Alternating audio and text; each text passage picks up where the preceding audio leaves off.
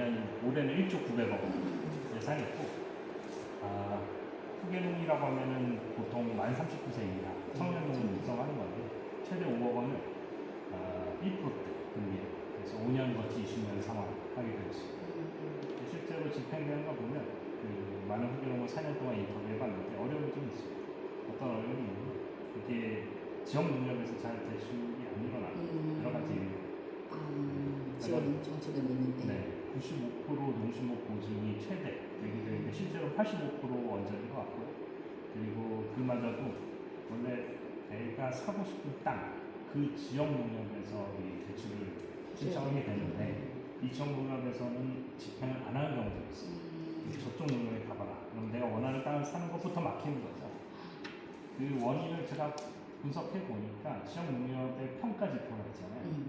특히 그 지연당도 그렇고요. 거기에서 어쨌든 95%를 해준다 그래도 최대 대위 변제 부분이 발생하는 거죠. 가령 5%만큼 러스가 발생하게 되면 그 부분은 이제 지점에 평가가 되는 거고, 그리고 만약 원리분들이 연체가 되면 그 또한 평가 지표에 반영이 되는 겁니다.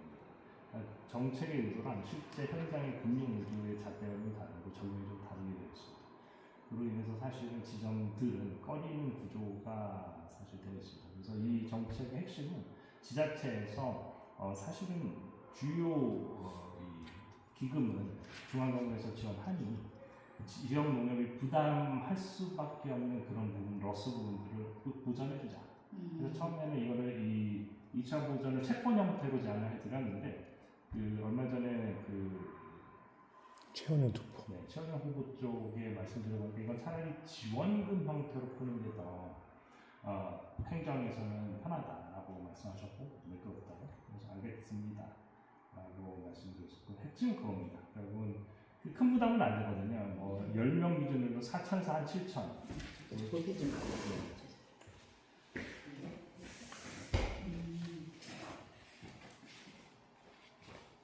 10명 기준으로 4,000에서 7,000. 그래서 이게 얼만큼 부실률에 따라 다르겠습니다만 계산해 봤을 때 이게 가령 50%가 원리금이 부러지고 부도가 한 건이 났을 때, 부도가 2건이 났을 때 10명 기준으로 4,000에서 7,000 정도의 보전금 쓰면 10명을 커버합니다. 물론 또 보수적으로 한 1억 정도만 돼도 10명은 넉넉히 보전해 줄 수 있다. 그리고 그분들을 이제 보덕 지산 같은 공실에다가 투입하는 형태 관련된 정책들이 이미 다 마련되어 있습니다. 가령 지식산업센터는 입주 허용 쪽이 되었고요.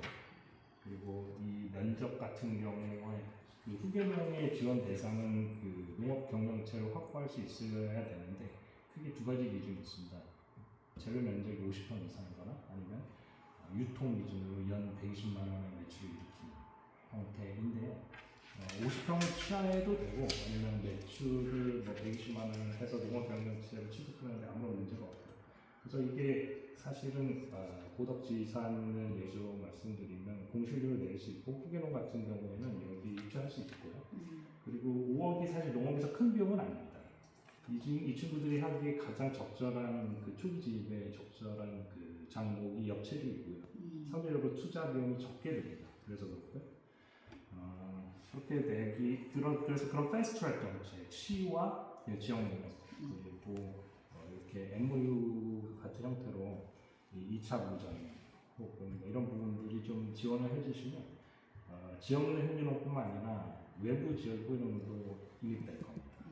게다가 이미 좋은 거는 이 건물 내에서 주거까지 같이 일탈되고 되니까요. 그런 부분들이 있어서 참 좋은 제도 같습니다. 다만 이제 구조적으로 지자체 부분 좀 비어 있습니다. 그것만 약간 메꿔주면 지역 농협에서도 그걸 꺼릴 이유가 없고요. 아주 좋은 사례가 될 수 있고 후계농들의 제가 많은 후계농들을 인터뷰하면서 느낀 공통적인 어려움이었습니다.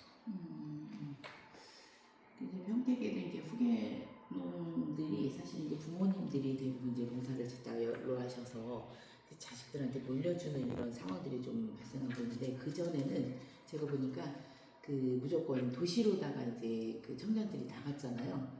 근데 지금 평택을 보면은 후계농들이 굉장히 이제 다른 특수작물 재배로다가 하고 있더라고요. 그래서 제가 그 친구들하고 간담회도 했었던 적이 있었고 했는데 이거는 오히려 새로 이제 농업에 관심을 갖게 되는 청년들한테 굉장히 좋은 제도긴 한 것 같아요. 네. 근데 이제 제가 그 농업기술원이라고 경기도에 농업기술원이라는 곳에서 결산 검사를 했었어요. 그때의 청년 그 농업인들에 대한 이런 지원 제도라든가 뭐 이런 것들이 굉장히 많더라고요. 그래서 청년들이 농업에 관심을 가지면 좋겠다. 정말 그런 생각을 많이 했었거든요. 근데 이제 그 친구들이 관심을 갖게끔 만들어주는 것도 우리 어른들의 역할이긴 한데 접해보지 않은 것들을 새롭게 접하려고 하니까 이제 그 친구들도 두려움이라든가 이런 것들이 있는데 교육도 잘해야 되고 정착할 때까지는 우리 이제 그 전문가 집단에서 많은 도움을 줘야 될 거라고 생각하고 있어요. 맞습니다. 네. 맞습니다. 제가 약간 클러스터 도시명이든 지금 말씀드린 도시명 고독 같은 그리고 농촌형도 있을 텐데 그것에 관련해서 설문조사를 좀 했었습니다. 스마트팜 클러스터 입주 희망 신청에 대해서 제가 지원을 받아본 적이 있어요. 우리가 이런 거를 하려고 하는데. 네. 지금 내려갈까요? 네, 잠깐만. 실제로 그 설문조사를 했어요. 그리고 이게 2주 동안, 그러니까 클러스터가 만평 기준에 평당 100만 원이면 100억 원 정도의 규모로 한번 모집을 해보려고 했는데, 결과적으로 2주 동안에 신청자 33명이 140원 정도가 됐어요. 이분들의 실제 비율인데, 그냥 박지현 씨 충남천안에 있는 친구는 지금 후계농이 확정이 돼서 4억 5천만 원을 집행하고 희망식는 하반기예요. 그리고 저희 클러스터가 언제 런칭할지 모르니까 개별 신용도 검토한다고 했었고 제가 상담을 하고 통화를 수차례해서 인터뷰를 했죠. 그리고 뭐 이런 식으로 제가 그 곳곳에 방문해서 만나기도 하고 이제 실제로 인터뷰를 쭉 해봤습니다. 이거는 이분들이 갖고 있는 공통적인 그 어려움은 결국 이 금융이 정책 발표와 실제 집행에서 갭이 있다는 거, 그리고 보증률이 생각보다 낮다는 부분들, 뭐 이런 것들이 그 갭으로 어려움을 느끼고 있었어요. 예를 들면 그 중앙정부의 그 제도라든가 지역에서 하고 계속 안 맞는 이런 부분들 있잖아요.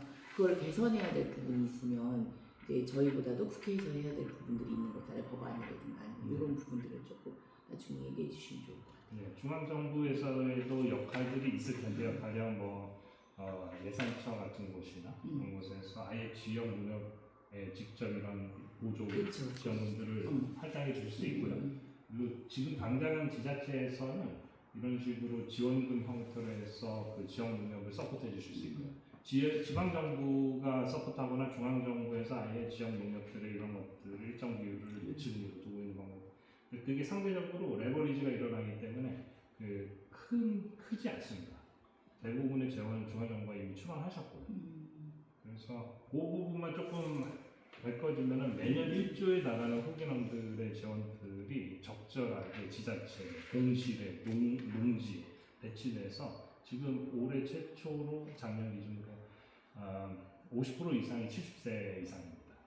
고령화가 심각해졌고 2026년부터 2024년까지 한 30만 명이 줄었어요. 농민이 돌아가셨겠죠. 네, 그렇기 때문에 이게 심각한 문제고 그래서 크게 인식하고 많은 예산을 배정하고 있지만 실제와 그 의도가 조금 갭이 있다. 이거를 간략하게 지자체에서 도와주시면 그리고 중앙정부에서 백서포트 해주시면 풀 수 있는 문제고 공시 문제부터. 그렇죠. 그리고 이제 예를 들면 이제 이런 도시에 있는 스마트팜을 이용하는 뭐 아니 그 여기 지산을 이용한 스마트팜이나 이런 거는 그 도시 내에 있는데 예를 들면은 지금 농어촌공사에서 농지 임대를 하고 있잖아요. 네. 농지 임대를 해서 이제 농지를 매입을 해서 임대를 하는 이런 상황인데 별로 없는 거예요. 농어촌공사에 가지고 있는 임대할 수 있는 이런 농지가 별로 없어요. 그러니까 근데 이제 노지라든가 뭐 이런 데는 사실은 지산도 있지만 노지에 있는 땅을 이용해갖고 스마트팜을 할 수 있는 것도 되잖아요. 그렇죠?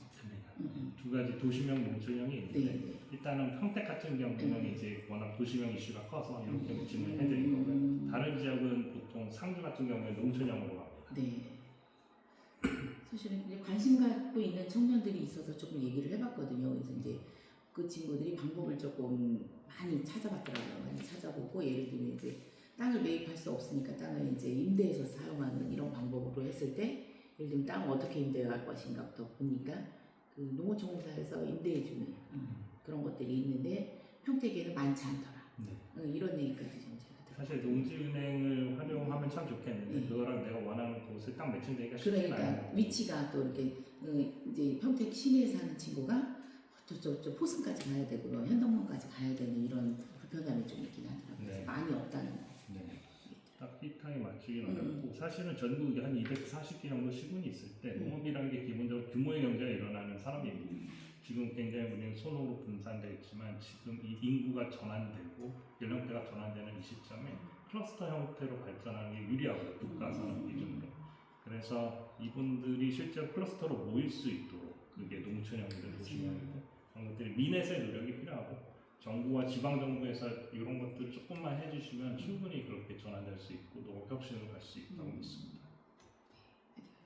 저도 이제 그 제가 농업에 대해서 관심을 갖게 된 거는 특히나 이제 후계 운동들 청년들의 농업에 대해서 관심을 갖게 된 거는 그때 이제 제가 노연하면서 결산검사위원을 하면서 그 경기도 농업기술원에 가서 그런 것을 보면서 우리 청년들이 이제 농업에 관심을 가지면 좋겠다. 그리고 예를 들면 이제 그만큼의 또 수입이 돼야지 그 친구들이 이제 맞습니다. 살아갈 수 있는 게 되는데 이게 뭐 의욕을 가지고 시작했는데 수입이 안 된다는 것도 좀 문제가 되잖아요. 맞습니다. 통계로 봤을 때 현재 농민들의 농업 소득이 전체 소득의 30%입니다. 네. 그러니까 농업으로는 밥 못 먹고 삽니다. 네. 이게 통계에 결국은 결국 이게 30%에서 100%로 가려면 그게 농업 혁신이거든요. 돈 버는 농사가. 그러기 위해서는 사실 많은 부분이 필요한데 단순히 시설뿐만 아니라 오퍼레이션, 운영 자체에서의 그 자문이 필요합니다. 가령 말씀드렸다시피 큰 돈이죠. 네. 굉장히 큰 돈입니다만 가령 방울토마토의 평균 재배 면적이 1292평입니다.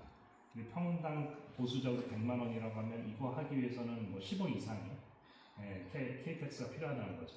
그러니까 사실은 그 면적이 비필하는 얘기는 그보다 작은 면적하면 손실 가능성이 크다는 얘기입니다. 그러니까 애초에 이런 것을 모르죠. 알려줘야 돼요. 그래서 적절하고 혹은 그들이 그 자본이 있으면 어떻게 모여서 그 비이상 면적을 실어지를 만드는가 이런 것들을 자문해줘야 될 필요가 있습니다. 네. 이런 것들은 근데 사실은 정말 그 장사를 하고 농사를 짓지 않으면 알 수가 없는 부분들이 있거든요. 그래서 그런 정책들뿐만 아니라 실질적인 현장에서의 그런 조언도 필요합니다. 실질적으로 예를 들면 35평의 스마트팜 이렇게 농사를 뭐 이렇게 특수작물을 한다고 했을 경우 뭐 비용이 어느 정도 들어가 그런 컨설팅도 다 해주셔야 되는 이런 교육들이 굉장히 필요하잖아요. 맞습니다. 그래서 그때 뭐 이렇게 수익에 대한 이런 것들도 좀 정확하게 얘기를 해줘야 젊은 친구들이 관심을 많이 가죠. 그렇죠. 그런 것들을 저는 하는 민간에서 그런 업을 하고 있고요.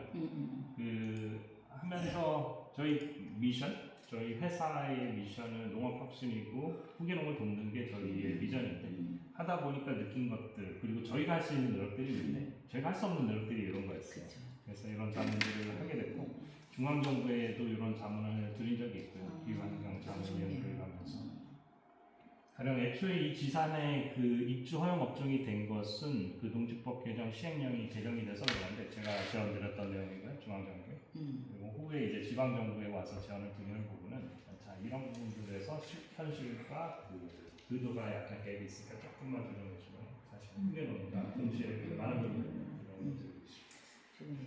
네. 우리 지난번에 저희 약속을 못 지켜가지고 괜찮습니다. 제가 오늘